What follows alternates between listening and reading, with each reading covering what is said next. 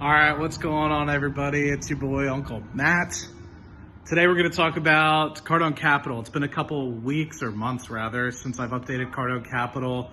And a lot of you guys give me crap about it, which is fine. I'll be more than happy to give you guys continued updates about it, to let you guys see what it's all about, to see if it's something you might be interested in. So to give everyone a quick rundown before we hop into the computer, look at some actual numbers, look at the actual properties. Cardone Capital is a private real estate investment trust. Everyone knows, I guess, Grant Cardone. He basically sets these funds up. I think he's up to Fund 10 now, where basically he just takes crowdsourced money, $50 million or so from a bunch of different investors, and then takes that money, invested into lump sum multifamily real estate, anything from like 200 units all the way up to 500 units, or sometimes even more than that. And then he gives back a portion of the cash flow to the investors like myself. Sometimes he gives pretty favorable rates, sometimes he does not. And that's what I think some folks are actually truly upset about, is sometimes he takes 30% of the cash flow. And so some folks are like, well, if I can invest in X, Y, and Z, it's like, but you can't, right? What you can invest in is real estate investment trusts. And sometimes those real estate investment trusts can be advantageous. Sometimes those real estate investment trusts can make you a good chunk of change, but sometimes you're just not necessarily getting all of the cash flow from that. So what I hope, anticipate in, I guess, the next 5 to 10 years is that they might essentially roll up all these real estate investment trusts that he's kind of come up with as he gets to close to like 8 to 10,000 units.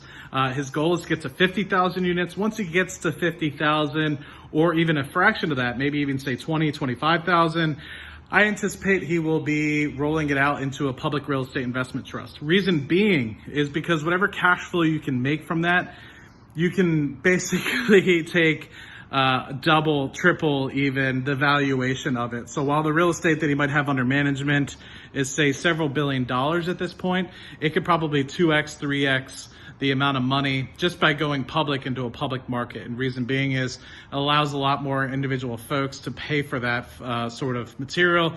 And instead of paying for, let's just say, 5-6 cap rate, you might be able to bring it down to a lot less than that. So people will pay a pretty penny to be invested in this sort of multifamily real estate. And this sort of real estate, man, is really interesting. If you guys don't really know much about it, at this point, it's mostly insurance companies. It's like the Camden Property Trust, the Post Properties, the Caden Properties. So you have to have pretty big moolah to be able to get into these funds. So it's a smaller sort of market for folks that are going to be willing to buy it.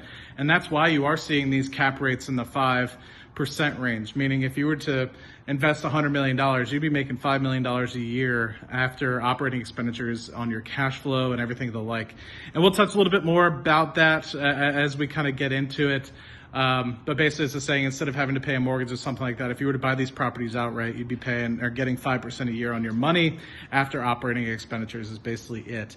If you do buy mortgage, then you have that 5% cash flow to basically pay off mortgage debt and stuff of the like, which could be advantageous if you like to leverage your money, and could be advantageous if you get a good interest rate and stuff of the like. So really quick intro, I wanted to give that a little bit of context for you guys, and now let's hop into the computer and see a little bit more about what Cardone Capital is all about.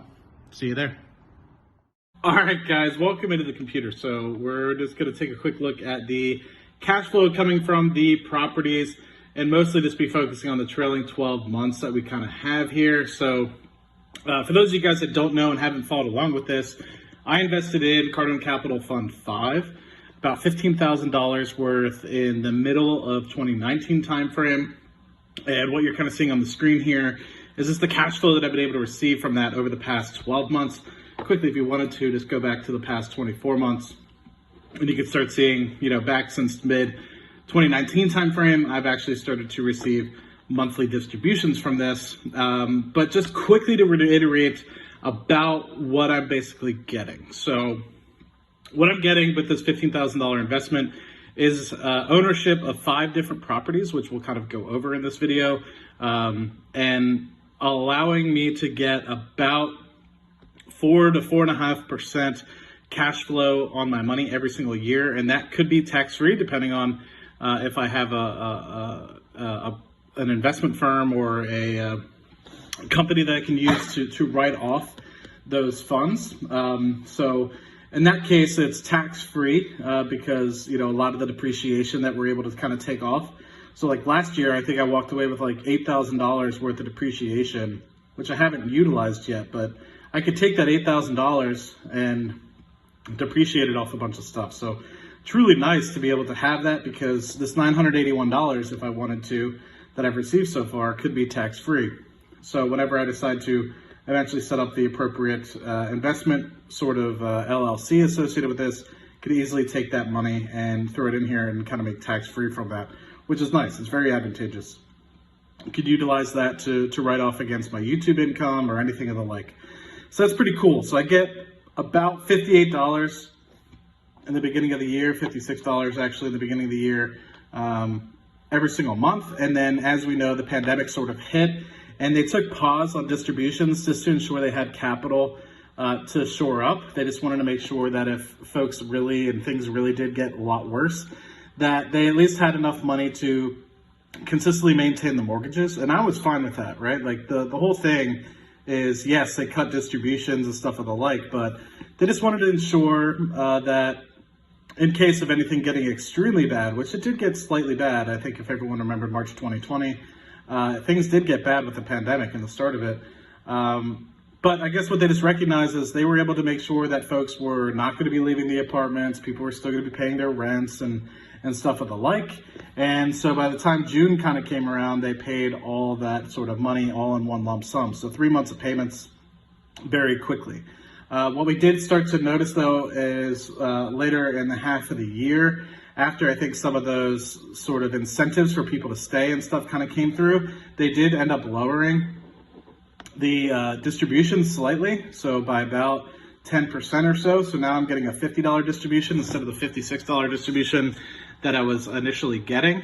And to note as well, they generally speaking pay out the distributions on a monthly basis, but if there is excess, what they'll do is at the end of the year, and I've seen that other folks have done this and just got this actually for some of the people, the other funds, like some of the funds before there was Cardone Equity Fund 5 or 3 or 2 or 1, they had like individual funds where they're investing in individual properties. So what I've seen other folks get is they get a nice big check at the end of the year for excess capital, right? That, the fund isn't going to use for operating expenditures or something for that specific LLC. And so I didn't get one last year. I think that they're relatively good with the cash flow coming from these properties so far. And we'll just kind of hop over to this and I'll kind of give a little bit more of an explanation of it. But this $15,000, while it's only getting me 4% a year in cash flow, I still own $15,000 worth of multifamily real estate. So if the cash flow from this goes up, I mean, of course, the pandemic has put a hinder on this, but if the cash flow from these properties continue to go up, if it goes up, say 10%, whatever that increase of 10% is in terms of the operating income that comes into the property, divide that by 0.05 or multiply it by 20 to make it a little bit easier. And that's the approximate value that the properties have gone up. So let's just take, for example, net operating income of these properties. I don't know off the top of my head, but let's just say it's $50 million. That would most likely put the valuation of these at about $1 billion of all these properties. If you were to make $50 million in operating cash flow from these, 5% cap rate, so divide that 50 million divided by 0.05, and I think that gets you close to $1 billion worth of real estate. Now let's just say instead of 50, you end up at the year at $60 million. You've essentially been able to increase the value of it by about $200 million. And that's just based off the fact that you get an additional $10 million. People are willing to pay 5% after operating expenditures and stuff of the like for every dollar of cash flow that you get. So if you increase by $10 million, you're able to then multiply that by 20 or divide it by 5% and get an additional $200 million for that particular $10 million of cash flow. And that's just because, companies now with such big floats, insurance companies, stuff of the like, they just are shoving money into this. In this low interest rate environment, anything that's making above the 10-year treasury yield, people are all about, they'll just throw money at. So just quickly want to run into this, quickly just talk about the Cardone Equity Fund 5. He talks a little bit about the Cardone Equity Fund 10 that he's releasing. I'm in Fund 5, but he talks a little bit about how they have 8,300 units or so, 1.8 million or 1.8 billion in cash flow, or sorry, 1.8 billion in assets under management. And then he talks a little bit about Fund 5. So the Fund 5 consists of 10X Living at Delray, which we'll see, Stella at Riverstone, 10X Living at Sawgrass, 10X Living at Naples, 10X Living at Breakfast Point, and that all in combination consists of Cardone Equity Fund 5. And I think that this also is combined with Cardone Equity Fund 4. So it's not like there's only one fund that's invested in all 5 of these properties. So they're all pretty good in terms of their overall fund returns and their occupancy rates. They were about 92%, so some of them were higher, some of them were at 95%, some of them were at 90%. So we'll go through that a little bit. But just based off of what we saw through September, they reflected about a 4% annualized. So right now, this is to the end of September timeframe. I don't have the 4Q results as of yet, or the full year results as of yet. So everything will be relating back to the September timeframe, and I'll give an update video when things kind of come out. Let's just take a look. Like this Delray Beach, Florida property is absolutely beautiful. I mean, looks pretty nice. You don't see a lot of properties like that. 346 units here. So the initial loan itself was about $60 million, which is pretty badass. And they bought it in September 2018 timeframe. So 31 acres, 3.5 acre lake on there, multiple parks. Revenues were 5% year over year increased over the time. Renewal rate was 58%, which is not bad. 6 out of every 10 people stayed, which is pretty nice. Total expenses were down from the previous year's budget, and they're starting to do gutters and stuff of the like. So that's pretty cool. But what we can do, if we kind of scroll in here, is we can kind of look at the net operating income. Net operating income of the revenue was 58%, which is pretty badass. So of the 5.4-ish billion that they've been able to get year to date, they were able to kind of take in 3.1 million in terms of net operating income after capital expenditures and stuff of the like. And after paying off mortgage, which is debt service there, it's about $2 million. They walked away with about $1 million worth of free cash that they can use. Average occupancy is about 95% for the year to date. And if you kind of look at year end last year, it's not too different from the net operating income, about 56% compared to the 58% for year to date of this year. And also, I guess the occupancy rate has slightly gone up as well. Cash flow for year end 2019, so the whole year, was 15%. We're already done that $1 million in cash flow by Q3. So that's good, right? I think a lot of that has to do with debt service going down for the year and things as well. Granted, we still have another quarter of debt service to kind of come in, but it looks like capital improvements in terms of that has gotten cheaper as well, 4.2% last year, whereas year to date so far this year, 3.5%. So that looks pretty cool. That kind of gives you an idea as to how this sort of works. I've actually gone to visit this Stella Riverstone property. It's about half an hour away from where I live. They bought this one in early 2019, and this is actually part of the reason why I invested in this fund at all. Really nice area, Sugar Land, Texas. It's really nice homes nearby as well. It kind of states there that the average home price there is about $1 million to $3 million right around the corner from where this property is. So great product, and a good wedding place right next door to it actually, which is where I stopped by. But $1,500 per unit, which is pretty good. 95% occupied and pre-leased to 97%, which is pretty nice. So I guess that means like folks that are waiting for units to be fixed up and stuff like that, they're going to move into them after they're done being fixed up. Looking good, right? But year to date, 91%, I guess, throughout the entire year to date. So they're trying to get folks to continue to move in throughout the year. We can see that last year they were at about 91% for the year. They're at 92% for year to date in 2019, if that makes any sense for you guys. But comparing year to date, about the same in terms of total revenue. We're about to collect $400,000 more or so. Net operating income is about $400,000 more than what it was last year this time. Debt service and others is down slightly, or up slightly rather, which isn't a big deal. Capital improvements hardly changed anything. Net operating income looking pretty good. Overall cash flow is up about $300,000 comparatively year over year, which is pretty good.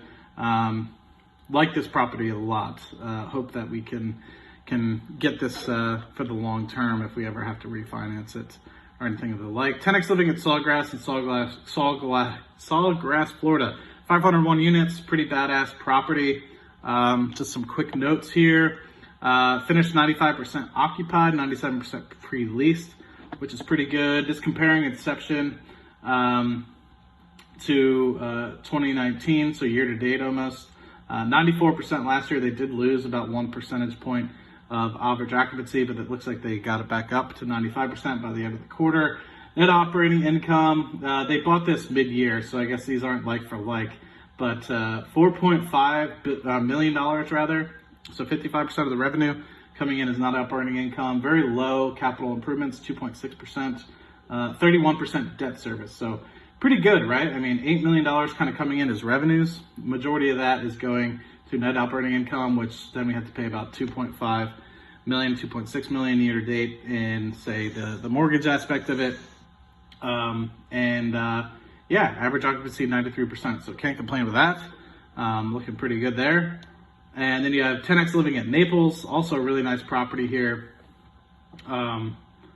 Yeah, it's a beautiful property here. 456 units, built in 1990 timeframe. This one is the dragger of the occupancy rate. So finished year to date, 2020 at 88%, which is probably the worst of the so.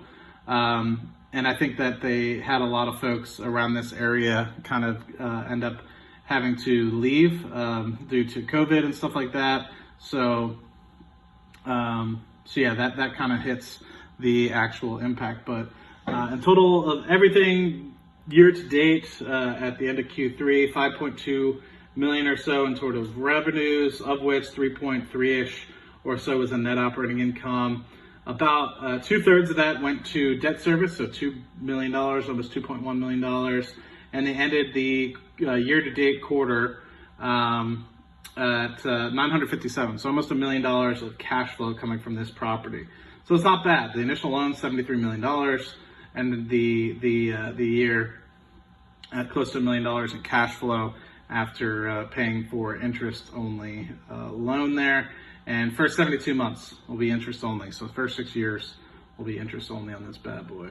Then you have 10X living at Breakfast Point.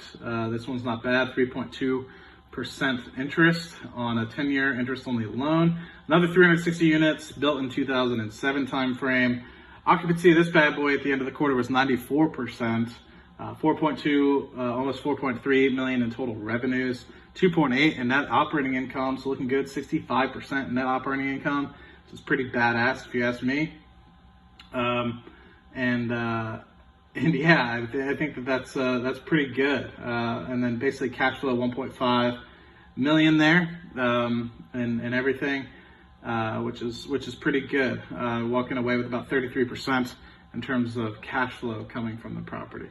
And that's relatively it, man. Pretty badass, if you ask me. This sort of property, can't complain about it at all. I like it. If the property continues to get better cash flows coming in the future, I will own a portion of that. I forget what the exact percentage of all these buildings that I own, but it's minuscule. I mean, obviously it's only 15,000, and we're talking of literally hundreds of millions of dollars worth of real estate that I otherwise would not be able to invest in if I didn't invest in this particular thing. So folks do get upset at the 30 or so percent of the cash flow that Grant kind of takes, but at the end of the day, I wouldn't have the opportunity to invest in this sort of real estate otherwise, unless I were to go through years or decades worth of real estate investing. And generally speaking, I don't want to invest in the Camden Property Trusts or the Post Property Groups of the world because they, I don't think manage their debt very well personally, but maybe in the future, would like to get involved in this. And I think that these are highly sought after properties because these aren't going away anywhere. People are always going to need a place to live. So even though retail properties might be in jeopardy with respect to, CVS's or malls or something of the like, folks are always going to need to live in decent apartment buildings, and people would rather pay slightly more for more luxurious apartment buildings than live in these crappy, B-class, C-class apartment buildings. So I think that these are great opportunities to own real estate in the long term. And these are sort of properties that, like I said, you won't see a lot of growth out of them. I mean, you'll see 4 or 5% a year in terms of cash flow, and then whatever sort of growth you'll see over the course of a couple of years. But you're not going to see 20, 30% returns year over year. But the nice thing is a lot of the cash flow that you get is tax-free. So you do have to take that into account, especially if you are, say, in California and you're paying a 50% tax rate. Then that 4.5% will now immediately jump into a 7-8% return year on year because it's tax-free. So got to think about it in that perspective. When you look at the yields that are coming out of some of these real estate investment trusts, 4.5%, you do have to pay, a similar sort of tax rate as your normal operating income coming from your salary. So some of you guys are paying 30% or even more, 50%, and some of you higher income folks in California. So you actually are only walking away with 2 to 2.5% of actual dividends after you have to pay taxes on that. So keep that in mind. The small little things that matter when it comes to adding up the cash flow. And yeah, I think I'm gonna call it and upload this one for you guys. Let me know if you have any questions in the comment section down below, and I'll talk to you guys soon. Thanks again, and looking forward to the commentary in the comments. Cheers.